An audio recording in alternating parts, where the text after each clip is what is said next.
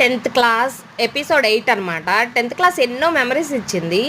Early morning స్టడీకి వెళ్ళడం, ఇంకా అలాగే ఎర్లీ మార్నింగ్ ట్యూషన్‌కి. బట్ ఎవరో ఒకళ్ళు మనతో పేరెంట్స్ వచ్చి స్కూల్ దగ్గర డ్రాప్ చేయడం.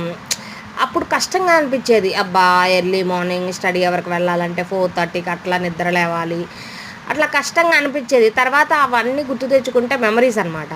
వెళ్ళిన తర్వాత స్టడీ అవర్‌లో అయితే నిద్రపోతూ ఉంటామనమాట. సడన్‌గా అట్లా నిద్రొస్తూ ఉంటదనమాట. ఇంకా మళ్ళీ 8కి రావడం, మళ్ళీ 8కొచ్చి త్వరగా మళ్ళీ బ్రేక్‌ఫాస్ట్ కంప్లీట్ చేసుకొని త్వరగా స్నానం చేసి మళ్ళీ స్కూల్‌కెళ్ళడం. నిజంగా అసలు చాలా బ్యూటిఫుల్ డేస్ అనమాట.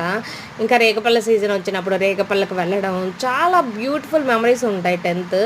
బట్ అట్లా స్టడీ పరంగా హార్డ్ వర్క్ చేసుకుంటూనే ఇటు ఎంజాయబుల్ మూమెంట్స్ కూడా ఉంటాయన్నమాట.